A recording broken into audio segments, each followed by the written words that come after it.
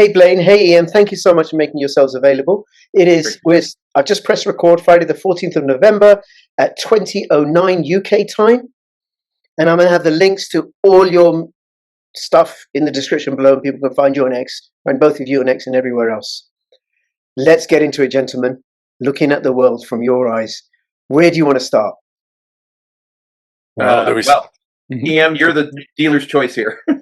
Dealer's choice. I think we start with what you mentioned earlier. I think we talk about what Venezuela probably really is. Right. So the retail version is we're supposed to believe this is War on Drugs Part 2. And any time now, the Ford is going to unleash all fury, and we're going to open up on Venezuela in a way that will shock everybody. And I don't think that that's the case at all. What do you think? Well, sorry, Ian, before you say that, Blaine, you're a retired one-star general, and Ian, you were in the recovering general. I was an enlisted man. Yeah. You were an enlisted man, but Green Berets and all special forces and stuff like that. So you both got some insight into this. Okay, just want to presence that, please. Yeah. So I also, Blaine, in addition to while the drug part is real, that's more cutting off the illicit funding for the Devil's Legions. It's also not about oil. Venezuelan oil is dirty and nasty, and we can't produce it in the United States anymore. Right. You can't refine it in the US. Yeah, it would take 10 years for us to retool our refineries, and there's no reason for it. We have better oil in the United States. So, what is it really about? Well, it's because the city of London has an outpost. What is Venezuela? Venezuela is the Qatar. The Qatar headquarters for the Devil's Legions, the intelligence agencies, the illicit crime, the terrorist headquarters, etc. The Qatar is the headquarters for the Middle East and Central Asia, and Venezuela is the headquarters for the Western Hemisphere. Okay. And you can't do an invasion and destroy them. That you can't remove these elements that way. Sure. You gotta. But why are you saying that? What's the evidence for that? Because it wasn't. I have it. I have the evidence. One second. Let me give it to you cold. Let me give you the breadcrumbs, and I'll go to Hamlet. And I'm going to screw this up royally, so I'm going to leave it to you, Rich. The lady protests too loudly. Methinks the lady does protest too much. Yeah. Right. So now go to the people around the world bitching. And it starts with our friends in the UK, the very special relationship, and they're not going to share intel with us anymore. Oh, boo-hoo. And then you got Colombia doing that. But also inside the Beltway, you've got a lot of politicians on both sides who are saying, hey, wait a minute, you can't do that. You didn't come talk to Congress. Well, in the last 15 military actions that the United States military has done, when the hell did the president ever grace Congress with their presence? They haven't. And so where your evidence is, Rich, is that we are busting up a business model and it's pissing them off. And and so even just the loss of a few cigarette boats, that's the retail version that you can see on TV. But I think if you want to find out where the real cutting operations are, you might go to Scott Bessent's office, the Secretary of the Treasury, and see what he's doing in his kleptocracy units and abroad. They don't like this. This is the Jenga block at the bottom of the tower of all the illicit activity in the entire world. And the president, right or wrong, is tugging on it. Now, we have a problem here in the United States because the cartels and all the terror groups were let in, and they're all represented here for over the last 4 years. We will see as they get pressured activity here in the United States. That's my view. Yeah, so my take is that the change from Department of Defense to Department of War was done on purpose as a direct target at the military-industrial complex. And the strikes on the cigarette boats are optics for we will use U.S. military assets to strategically strike licit and illicit paramilitary forces. Because that's really what the cartels are. That's what the drug trade is. It's the same thing as the opium war. It's just now we don't use opium.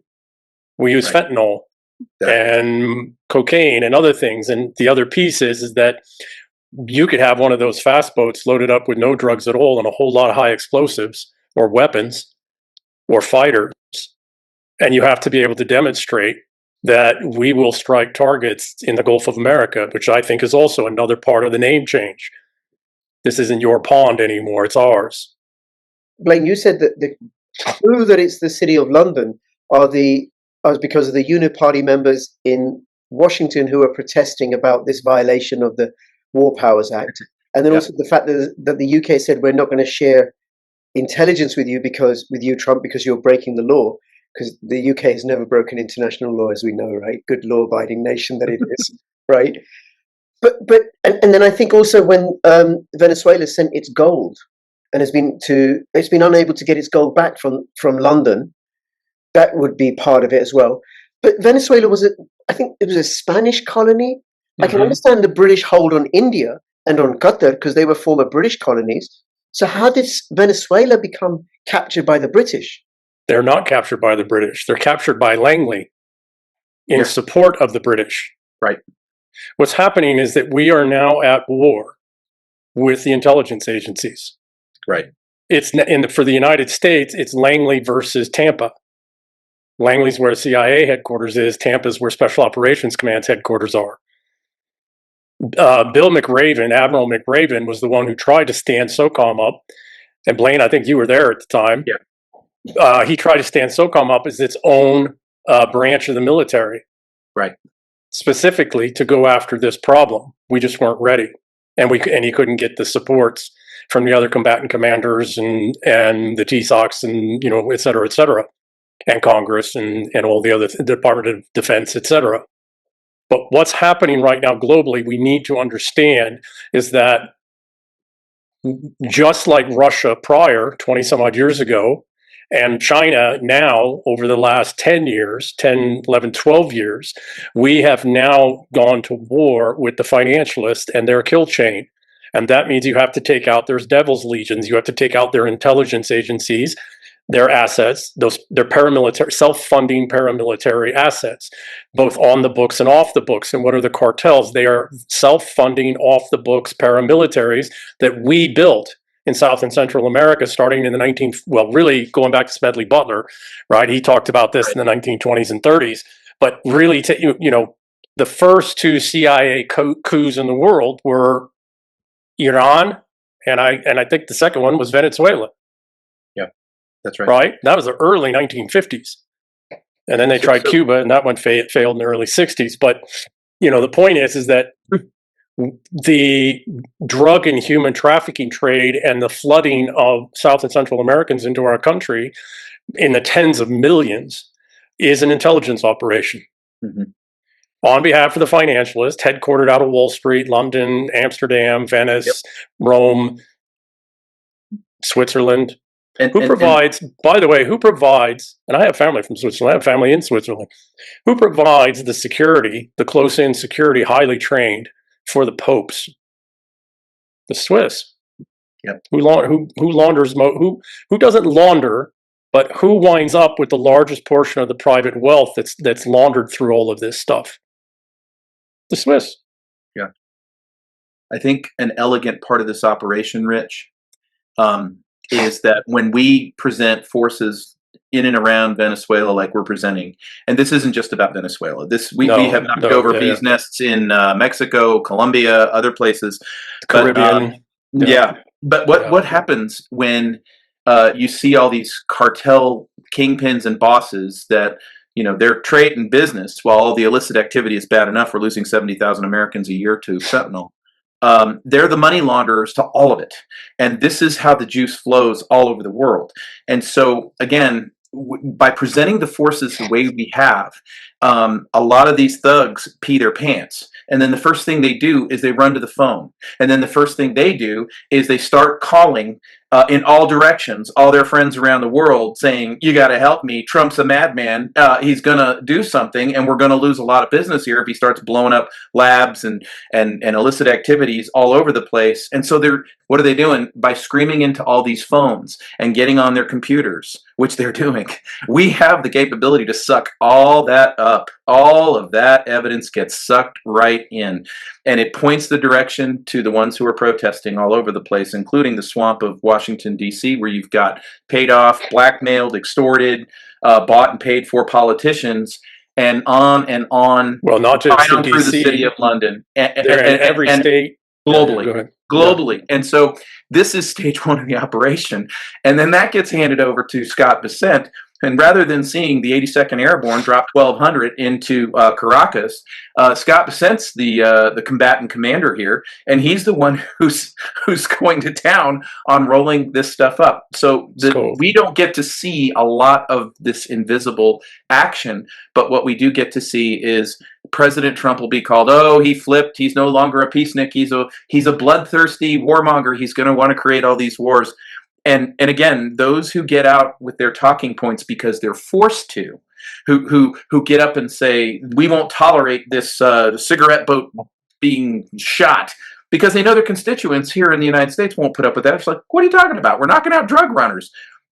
They're being forced to say those things because the whole system is freaking. Now, I want to ask EM a question real quick. Yeah. Because you got your financial hat. I suspect this is not evidence, but I have a hunch that this recent spate of dog meat private lenders that have been going belly up, and now we just saw a new one in Renovo that's no less connected to they write crap loans on renovations in Dallas.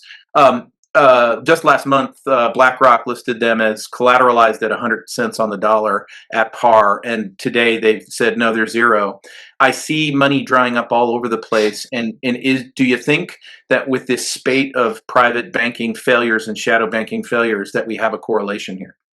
Yes, I want to add one further piece. One of the biggest contributors to the housing affordability issue in the United States, the United Kingdom, is cartel money. It's laundered cartel money, which gets washed through numerous banks offshore. All the major banks do it, and then it gets put into these smaller local banks, and then these smaller local banks lend back to the cartel. To the Praetorian regime, and then they go buy They got to park that cash into hard assets, and the number one hard asset they buy is real estate. Hey everyone, this is Tom Luongo. Crypto Rich is one of my oldest friends in this business, and he absolutely deserves your likes, your shares. He is by far one of my favorite people in this space. So do the thing and keep your stick on the ice. So there's a multivariant thing going on, happening on multiple layers and multiple levels. When you're doing targeting, and I was a targeting guy, when you're doing targeting, one of the areas, one third of the work you're doing in targeting, which is way more sophisticated and complex than people imagine. People think you just get an idea of who the bad guy is, where he is, get a time, and someone kicks in the door and kills him. There's a vast amount of work that goes in between there that makes that even possible at all. One third of that work is in what we call threat finance. And it's mapping out who's paying for what, where is the money coming from, where is it flowing through, what banks does it go into, what financial black holes, because what it'll do is it'll go into a bank, come out of the bank, go into some asset, then go into another bank, go into a different asset, and go into another bank. This might happen 5, 6, 7 times. And every one of the players along there, and I've written on this actually, every one of the financial players on there is taking a cut. The VIG, 1.5 to 4, sometimes even 7%. Everybody's benefiting from it. But it's how all this money is laundered, and this laundering of roughly $2 trillion a year in cash floods into the banking systems in the United Kingdom and the US and continental Europe, and is what's been keeping the banks afloat since 1971, increasingly, since we went to fiat. That is true. Right? True. And the inflation that we see in asset values, et cetera, is directly attributable to this. The hollowing out of our industries is directly attributable to this. And all of this started in the 19-teens and the 1920s with prohibition, when the banksters, and maybe they did it on purpose, learning what they learned from the opium wars in China, but what they did is they realized that we don't need an industrial base. We just need the illusion of an economy. We just need enough washing of money back so that people are buying illicit, there's enough illicit income coming in, and we can launder it through the banks. And we make sure that we own the legislatures at every level, state and federal as well, and judges, and we threaten and intimidate and kill some here and there every once in a while to keep them in, the ones that can't be bought off or compromised, keep them in line. Right? We've had judges gunned down in their frickin' doorways here. We had a congressman, I think it was a congressman here in Idaho, was blown up at the gate of his house not so very long ago. I mean, some years ago, but not so very long ago. This is what happened. So, the first thing that we had to do is we had to undo the the illicit funding of the Praetorians, which was government related, and that for us was USAID and a whole lot of other programs, 12 series, 13 series, and other programs through the state, and 22 series through the State Department, DOD, that nobody's heard about, right? There's a whole lot of other programs in USAID got dried up. That was the first. The second thing you have to go after, and Tom and I had this conversation quite some time ago.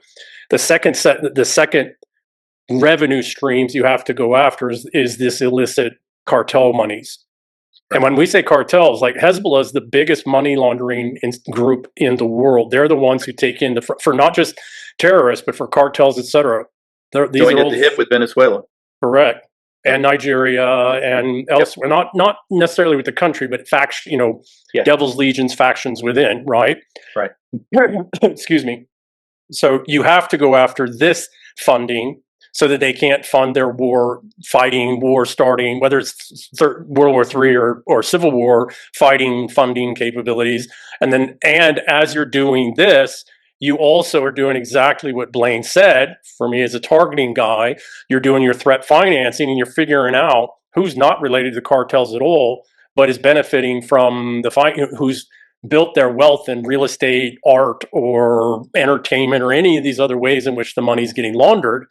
And then you take a look at them and you start putting pressure on them so that the third financial group, or third ability to fund world war or civil wars that you have to go after is the private funding. That's happening. That's coming next. But you've got to take the cartels the cartels' revenues off the table, and you have to and so in the ME, what's happened? Qatar's being taken out of the City of London's hands. How? The United States allowed Israel to do airstrikes on what? It wasn't Qatari real assets. It was Devil's Legion's assets in Qatar. Right. And then we let the Qataris, and then we sent a high-level representative over there immediately.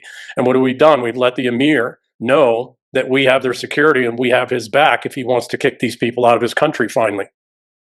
You're in the UK, actually anywhere, get a VPN. If you want to be able to access all sorts of perspectives that the government thinks are dangerous for you, get a VPN. nordvpn.com/cryptorich.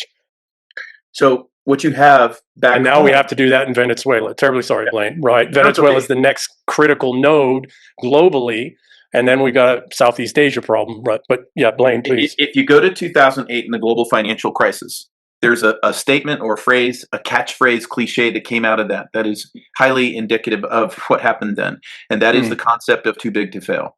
And by wrapping us around this thing of too big to fail, as they have compromised and bought and paid for politicians through all of the laundering or the blackmail or the extortion. Well, not just politicians, judges are the other. Judges are even more staffs. critical than politicians. Yeah, and look at McConnell. He put 200 in just at the last swath.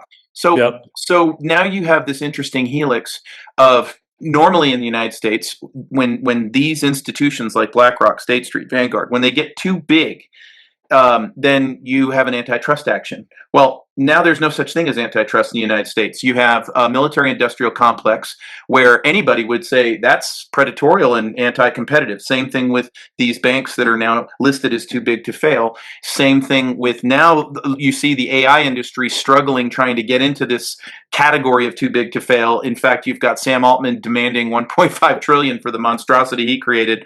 And then who protects that? Washington, D.C. protects that.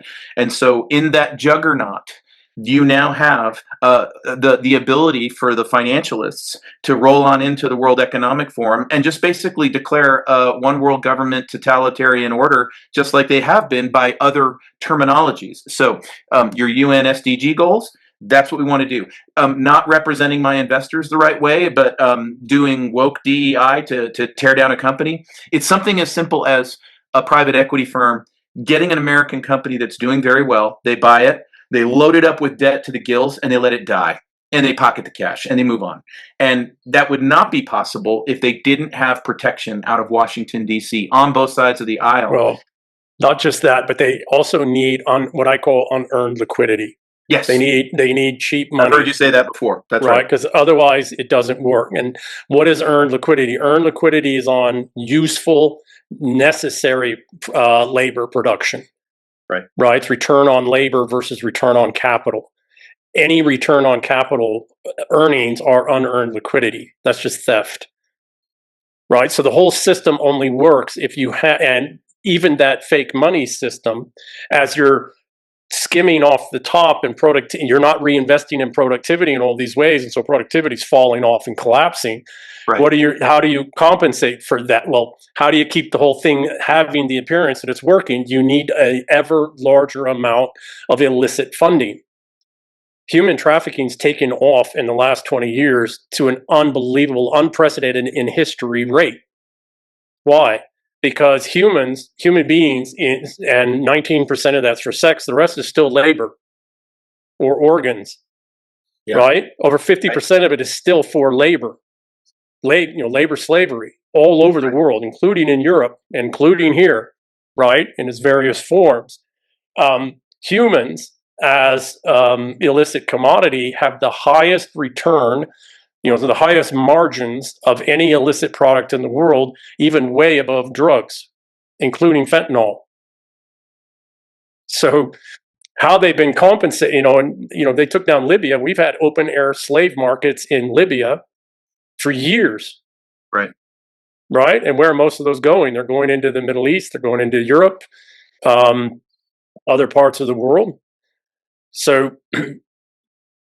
I believe very fundamentally, this is a thing that, Kennedy's and that era of elites saw coming. I believe Truman saw it after he chartered, because remember, Truman chartered it because he thought it was, the right thing. It was sold to him. Then he realized within months, and then he worked his entire rest of his time in office and afterwards until a certain event happened to not allow it to get funded. Right. And so what did they do? 68 was a Trojan horse. Well, what did they do? They came out with the Marshall Plan. 7% of funds received by a nation in Europe to rebuild after the war had to go straight to the intelligence community. It's in the charter. Alan Dulles. Right? Yep. And so I believe very fundamentally it's taken this long to get into position where the elites realize, and this is why I keep saying Praetorian problem.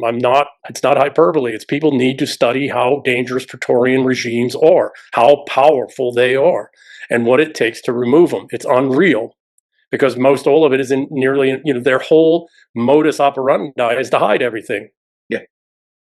And we keep thinking, well, we need a name or a name of this. That's not how these Praetorians work. They don't care about themselves individually. What they care about is the survival and longevity of the regime, of the Praetorian regime. And we will never get a better opportunity than the one that we have before us right now. As flawed as this administration in the United States is, you don't get to pick the dream team or the all-star team. You just look for the alignment of the opportunity. And Rich, this is the opportunity. And so the little war called Operation, what is it, Spear or something? It's this is the big one. This is the big one. And now it's to free the Western Hemisphere. What's happening in Venezuela without a war, because a war wouldn't do it anyways. Because what they do is they just slide into other countries and other places. Yeah. Right now, what they're trying to do is they're trying to rebase in Canada. Yes. Just the same as the elements that are in Qatar are trying to rebase in Pakistan. What was the whole Afghan, the Taliban moving into Pakistan? Right. And why do we say we want the airbase? Because if we're going to have to move against the Devil's Legions headquartered up there in Waziristan of Pakistan or somewhere, you got to have Bagram. So how does the EU or NATO even survive in this world? Okay. I don't think they do. Hold on a second. Whoa, we're throwing the flag. Hold on a second. I am gobsmacked. I was like, what? What the hell just happened? I don't doubt what you're saying, because it's credible, and I don't know any better. It's plausible. It fits what's going on, and I have enough regard for both of you, and the work that you've done and everything, that, okay, maybe you could be onto something. So I'm not disputing it. I am just gobsmacked. Like, what the fuck?